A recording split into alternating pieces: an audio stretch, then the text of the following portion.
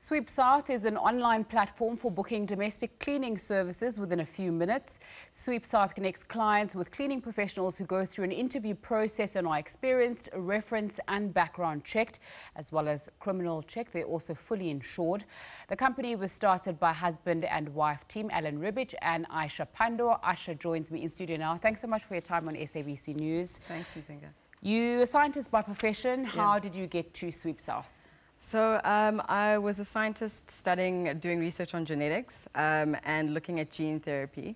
Loved what I was doing, was very interested in the field. But towards the end of my research, when it came time for publication, I started to think about turning this research into application. And it often is a 10 to 20 year pipeline for that to happen. And so I just thought I wasn't willing to wait that long before my research would become something that was applicable to people and could impact people positively.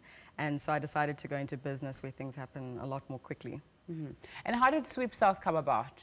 So I was looking for someone to help me with home cleaning at the end of 2013, so December 2013. And December is, often a time where a lot of domestic workers, if they're in Cape Town or Joburg, will go to the Eastern Cape and spend time with family. And so I went through a really long and involved process trying to find someone to help us at home. And then in addition, we spoke to some people who had been at agencies, and they talked about being very badly treated, being paid badly. And so the experience that I'd faced as a homeowner looking for the services, but also speaking to people and realizing that domestic workers in South Africa are still treated and paid very badly, was a big motivator for us to try and build something that used technology to connect the two sides to each other. Mm-hmm. And you've built that platform. You've had a 10 million rand investment in 2016. Black Coffee is one of your superstar investors. Yeah. Tell us about that, and has it always been quite an easy journey? So in terms of investment, it has been, we've been lucky. We've been fortunate that because we've grown literally from our first month, we've had continuous growth. And I think that's just because we're not trying to build something that we are, having to bribe people to use. It's a service that people really want to use, and we're making it easier for them to connect to those services. So we've been fortunate, and we've had continuous growth, which has meant that we've been lucky with investors. But there's been a lot of blood, sweat, and tears that's gone into the business. We cashed in our own pension for the first year of the business. We were bootstrapped, so we used our own funds, didn't take any salaries, had to sell our house. So it hasn't been easy in that respect, and a lot of work has gone into it. I thought research and doing a PhD was difficult, but it had nothing on running your own business. What other challenges did you face, and what challenges do entrepreneurs in South Africa at the moment face? So I think, just understanding what it is like practically to build a business. I think from literally the first day that you start a business and you decide to register a company can be a hurdle. I think things have gotten better since we launched SweepSouth 3 years ago.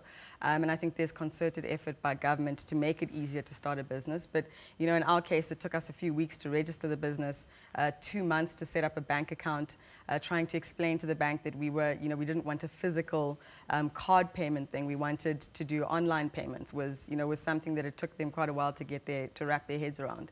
So, just setting up a business can be difficult. And then having the right skills when it comes to mentors and role models, hiring people who have the right skills. Technology is particularly difficult. We face a lot of competition for developers. So, there are a lot of hurdles along the way. You work with your husband, you've started this company together. Do you find that people treat you differently to him when it comes to conducting business, and how does this manifest? Yeah, so I've had various scenarios where, as a female founder, and particularly in tech, where I've been undermined, patronized. I'm fortunate in that, my husband being so I'm the CEO of the business, he's the CTO. And he'll sit there and say, no, well, this is the CEO of the business, so you should address your question to her. But yeah, I've certainly had, just the other day I had a meeting with someone. It was a business meeting, first time I'm meeting them.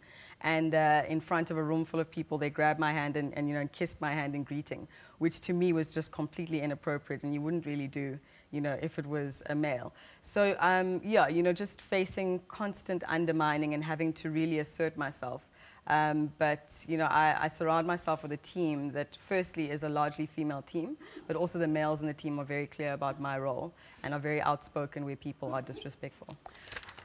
When it comes to the business that you're doing, you obviously involve technology a lot. Do you feel like young entrepreneurs who might be watching also need to look at how they can incorporate technology so they don't get left behind by this wave that we're on right now? Yeah, I think so. Technology is just an enabler.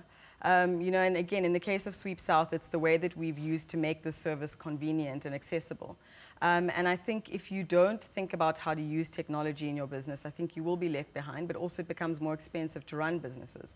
So SweepSouth has, you know, established businesses that have been doing something similar for decades before we did, but their capital expenditure is far higher than ours because they're still using a lot of people in office. They're using spreadsheets where we're using technology to make those processes a lot easier. Aisha, Pandor from SweepSouth, thanks so much for your time on SABC News.